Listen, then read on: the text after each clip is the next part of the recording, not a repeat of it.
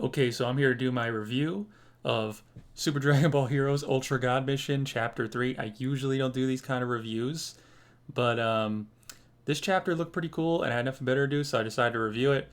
I know a lot of people don't like Heroes, but it's pretty good fan service and I have nothing better to review, so what the hell, why not? So, this chapter, we got this, epic fight between Future Trunks and Tapion. And Tapion basically is like, hey, you're from another time space, right? He's like, yeah, yeah. This is this heroes. There's a bunch of time dimension stuff going on. But yeah, you look like my bro from another universe. So they're having a little cool fight, and then their fight gets interrupted by, well, before the fight gets interrupted, we see Goten, and it's kind of cool to see Teen Goten because, we're getting to see him in the movie now like this, and now we get to see him in the Heroes manga too. So that's pretty dope. And then Hirudegan shows up, and Tapion's like, man, this dude, we defeated him before, but he's from another universe. He's gonna be tough to beat. And then Trunks just like, hold on, hold my beer, and he slices him up like it's nothing. And then Goten's like, yeah, yeah, this is epic. So then we get the talk of the town here with this fight between Turles and Raditz, Wandering Raditz, which is an interesting name because he's wandering across space time. And they have a pretty epic fight here. Raditz offers him to join him like he offered his brother. And Turles, like Goku, says no. This pisses off Raditz, which, I mean, why would Turles join him? And, he even says, you want to join my crew? That would be cool. Which makes sense because Turles actually has a crew. Raditz, I mean, I don't know from this universe. I guess he still has Vegeta and Nappa, but even then, still smaller than Turles' crew. And Turles, from the movie was more powerful than Vegeta and Nappa. So doesn't really make a lot of sense for Turles to join him. But anyways, Raditz goes Super Saiyan. This is the talk of the town here because a lot of people expected his hair to be longer, man. People expected his hair to be way longer. Instead, what we got here is kind of just looks like Super Saiyan Raditz. Like nothing really crazy here.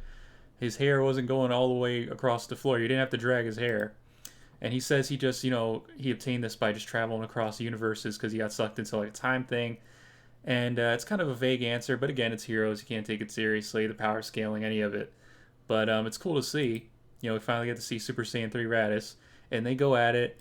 And then, basically, Raditz calls him arrogant, and Turles is like, arrogance? What are you talking about? This was Saiyans were always arrogant.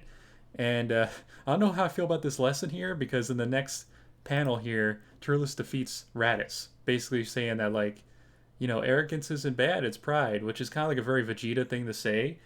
But I mean, look what we've seen. We see Vegeta get his ass kicked with arrogance all the time. So Raditz kind of had a point here, even though he loses. But otherwise, it's a cool fight. We get to see Raditz go Super Saiyan 3. And it's interesting, we're seeing Raditz go Super Saiyan 3, and we're seeing him in Heroes. It kind of leads you to believe that he might be in the movie, especially since they've been mentioning him in the manga briefly, brief references here and there.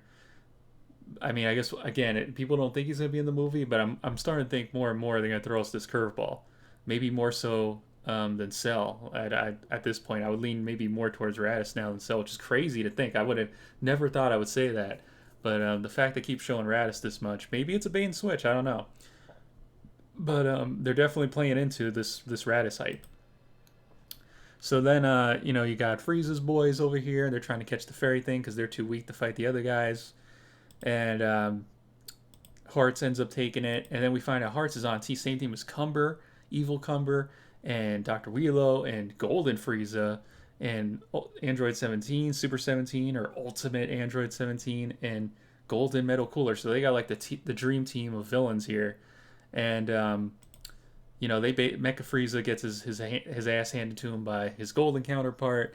They end up beating up his boys, and getting the fairy thing, and then you have the three teams that are left, the super style team, the GT, and then, this mix right here, mostly, I would say super, but some GT guys here. So, and then Ios, she basically shows up, Trunks questions her, and she says, we're holding this tournament, the Super Space Time Tournament, because there's only got to be one timeline, there's one universe, because all these different timelines are messing with the flow of time, which is something we've heard Beerus say, something we've heard Whis say before, so it's kind of going in with Super.